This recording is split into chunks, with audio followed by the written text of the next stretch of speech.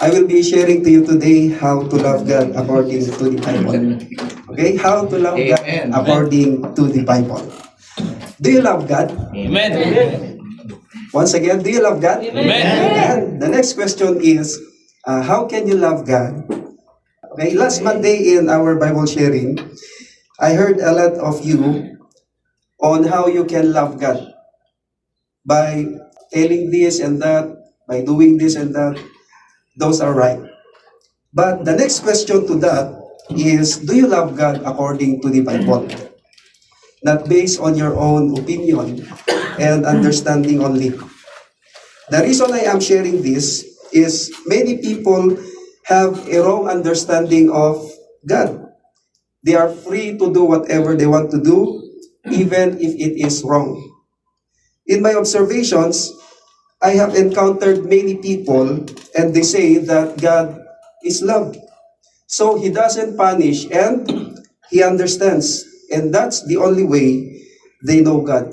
So they don't care whether what they do is right or wrong. Another thing is they say that God is okay with you by not attending to church as long as you do good deeds. But according to the Bible, the examples of the apostles and the early Christians is they gather always to have fellowship with one another. That is the biblical way. We can see in Acts chapter 2 verse 42, it says, "And they devoted themselves to the apostles' teaching and the fellowship, to the breaking of bread and the prayers." And in fact, they gathered daily in the temple and in their houses. Acts chapter 2, verse 46. And day by day, attending the temple together and breaking bread in their homes, they received their food with glad and generous hearts. They gathered day by day. What it means by that? They are gathering daily. And what they do when they gather together? They listen to the Word of God or to the apostles' teachings, to have fellowship, to encourage one another with love, in prayers, including food fellowship in their houses. That's why corporate worship is very important to all Christians. Amen. There is none so-called solo Christian. So, listen to this carefully. The love for God is not only shown in prayer and fasting, in going to church or attending online fellowships, in praising Him with heavenly songs, by doing good, or in giving to the church. Because some church goer, they think if they do that, they have confidence in their own righteousness. They look themselves, they are above anyone else. Or they think they are more righteous than the other. That's why they exalt themselves and they think this is acceptable to God. There is an example given by Christ in the Bible in Luke chapter 18 verses 9 to 14. It says, "To some who were confident of their own righteousness and looked down on everyone else, Jesus told this parable. Two men went up to the temple and prayed." What are the things they have in common? Both are attending temple and pray. In our time, both are attending church and pray. One a Pharisee and the other a tax collector. The Pharisee stood by himself and prayed. The Pharisee is standing in front of temple and to pray because they like recognitions of men. Okay, this is his prayer. God, I thank you that I am not like the other people, robbers, evildoers, adulterers, or even like this tax collector. The tax collector is behind him. Let me continue to read his prayer. "I fast twice a week and give a tenth of all I get." That is his prayer. He even fasts and he even give tithes to the temple. But the tax collector stood at a distance. This is the second person standing at the back of the temple. He would not even look up to heaven. but beat his breast and said, this is his prayer, a short and sincere prayer from his heart. God, have mercy on me, a sinner. Jesus said, I tell you, this man, the tax collector, rather than the other, the Pharisee, went home justified before God. The tax collector was accepted by God and forgave him. That's why Jesus said, if we continue to read our scripture, for all those who exalt themselves will be humbled, and those who humble themselves will be exalted. Now, to truly love God requires more than just religious practices. Like what the Pharisee is doing, those are good deeds and religious practices. But if you exalt yourself, then you are committing sin. And if you are doing your ministry just a routine without love, those are not acceptable to God. And if we read and understand the Bible, we will know how to truly love God, not just by our own knowledge and understanding. Therefore, it is vital for us to know how to truly love God. Because how can you share it with others if you yourself don't know how to love according to the scriptures? Amen? Can you follow? Amen. Our first point, know God. To know God requires time, effort, and research. And this is an ongoing process throughout our lives. We will not know God if we don't have time, no effort, and including without additional research. In 1 John chapter 4, verses 7 to 8, it says, Dear friends, let us love one another, for love comes from God. Everyone who loves has been born of God and knows God. Whoever does not love does not know God, because God is love. If we want to love God, let us know God. Amen? To love God is to know Him. Now, how can we know Him? Number one, by reading His words. Because the Bible is like His autobiography. Number two, by listening to God's preachers who are guided by the Holy Spirit. Because this will also help us increase our knowledge about God. And number three, by loving others. As our scripture says in 1 John chapter 4, verses 7 to 8, everyone who loves has been born of God and knows God. Whoever does not love does not know God, because God is love. If you don't have love for others, even if you are full of scriptures, it is very impossible for you to know God, because God is love. Amen? Again, through His words, God is gradually or step by step revealed Himself to the person who truly wants to know Him.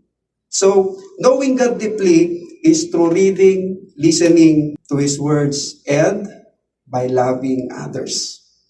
The more we seek God, the more we know Him. The more we know God, the more we love Him. Because we know that despite everything, He saved us, and His love for us is so great. Amen? The question is, do you know God? Do you know God? Amen. Start now by reading, listening to His teachings, and loving others to truly know Him. And this is an, take note, ongoing process throughout our lives. How many of you are struggling and desiring to have a committed daily devotions or quiet time with God? In listening to God's word, but a lot of distractions. And in loving others, but some are difficult to love for many reasons. But if you really want to know God, you need to put your faith into action. Again, to love God is to know Him, and this is ongoing process throughout our lives. Okay, our point number 2, follow or obey His words. In John chapter 14, verse 15, the Lord Jesus says to His disciples, If you love me, keep my commandments. Now, do we know the commandments of the Lord Jesus Christ? How? This is only found in the Bible. We love the Lord Jesus when we obey His commandments or words. So, here we can see if we truly love Him, if we obey. Amen? Let us grow in love for God by obeying His commandments. And as we go deeper to His Word, our relationship with Him should also deepen. Everything the Lord Jesus' instructions can be considered His commandments. So, let's not just pick and choose the Lord's instruction that we want to fit in our lifestyle. As Jesus clearly stated, if you love me, obey my commandments. He did not mention that you can pick and choose in any of His commandments that is easy for you to obey and to fit in your lifestyle. Our obedience must be with true love for God. We do our ministry or our service to Him because we truly love Him, committed and dedicated. And we love His ministry and His mission not because we are doing it just to get by. We can see one example on the day of judgment. In Matthew chapter 7, verses 21 to 23, it says, "Not everyone who says to me, Lord, Lord, will enter the kingdom of heaven, but only the one who does the will of my Father who is in heaven. Many will say to me on that day, Lord, Lord, did we not prophesy in your name? And in your name drive out demons? And in your name perform many miracles? Then I will tell them plainly, I never knew you. Away from me, you evildoers." The most important is obeying, because it shows that we truly love God with all our heart and not just with words or a show or pretense. This group of people never had a personal relationship with the Lord Jesus Christ. They are using religion on their personal benefits and interests. They don't love God at all. That's why the Lord Jesus told them, I never knew you. Away from me, you evildoers. This passage is to be used as a warning only to those who profess Christians or call themselves Christians but not possess Christ. Not to those who have genuinely accepted Jesus Christ as their Lord. Because if you truly accepted Jesus Christ, and He is your Lord and Master now in your life, then you will obey or follow Him. Clear? Amen? Another example here is in Matthew chapter 12, verses 49 to 50. It says, pointing to His disciples, He said, "Here are my mother and my brother. For whoever does the will of my Father in heaven is my brother and sister and mother." A true disciple of Christ is one who obeys the will of the Father in heaven and is considered by Jesus Christ to be part of God's family or a spiritual family. We can consider anyone as our family in God, but the Lord Jesus knew who are the true members of the family of God. Again, our lesson for today is how to love God according to the Bible. In 1 Corinthians chapter 16, verse 14, it says, "Do everything in love." Apostle Paul provided these vital instructions to the church of Corinth, but believers today can apply this in their lives.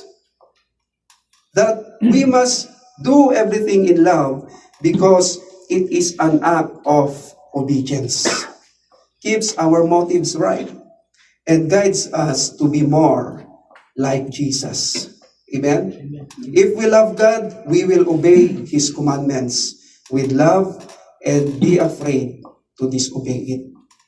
We must apply or put into practice the Word and the teachings of God that we read and hear, and in this, we show that we love God.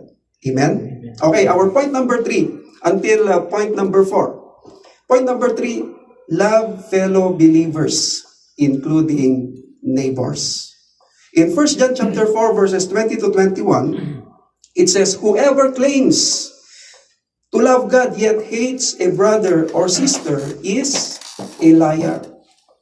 For whoever does not love their brother and sister, whom they have seen, cannot love God, whom they have not seen. And He has given us this command. What is that command? Anyone who loves God must also love their brother and sister. What is the command in this passage? Again, anyone who loves God must love their brother and sister. As a church, we are to love our brothers and sisters in faith. And that is a command of the Lord to the believers, and that is a must, not an option. Because if you do not love your brother and sister in faith, you do not love God, whom you have not seen. How can we give love to God, who is in heaven, if we cannot give love to our fellow believers who are with us? And they are our family in God. Again, in this passage, it says, whoever claims to love God, yet hates a brother or sister is a liar. If you are telling that you love your sister or your brother in faith, if you are telling that you love your pastor, or if I am telling that I love the congregation and is not, you will be called a liar, because you are not following the command of the Lord Jesus in this passage. Anyone who loves God must also love their brother and sister. Amen? Our love for God can be seen through our brothers and sisters in faith. And the Lord Jesus also taught us to love our neighbors, not just our fellow believers. Amen? Even our enemies. So, how is your relationship with your families, which is your first ministry, with your friends, with neighbors, with workmates, and fellow believers?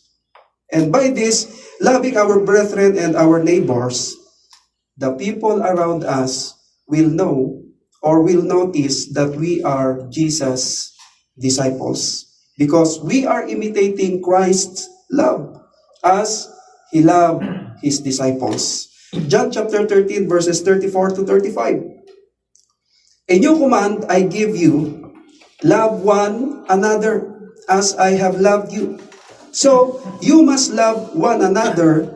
By this, everyone will know that you are my disciples if you love one another.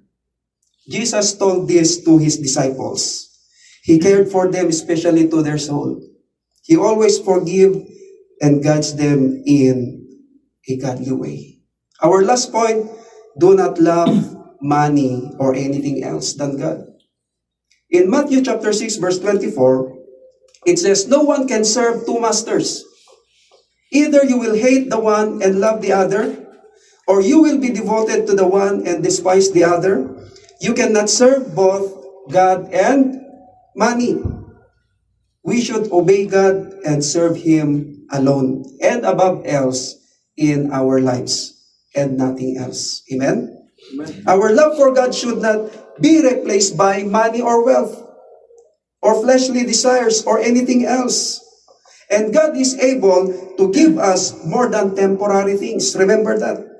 We cannot give our heart fully to the Lord or to God when we fall into those things. Remember what 1 Timothy chapter 6 verse 10 says, the love of money is the root of all kinds of evil. Many people believe that money itself is evil.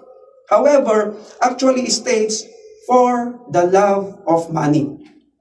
The key difference here is for the love of money or the love of money. Not money itself, because money is merely a tool, right? But an unhealthy craving for money can lead to various forms of evils. To start loving God is to start ending your love for those earthly things. How is your heart? Is God reigning in it? Or are there anything else? There is a beautiful passage about love that can be read in the love chapter of the Bible. In 1 Corinthians chapter 13 verses 4 to 8. Let me read to you. Bear with me as I read the scripture. This is a very beautiful passage about love. 1 Corinthians chapter 13 verses 4 to 8. It says, love is patient, love is kind, it does not envy, it does not boast, it is not proud, it does not dishonor others, it is not self-seeking, it is not easily angered, it keeps no record of wrongs. Love does not delight in evil, but rejoices with truth. It always protects, always trusts, always hopes, always perseveres. Love never fails. The verses we have heard describe what kind of love we should give to one another, and especially to our God. Amen?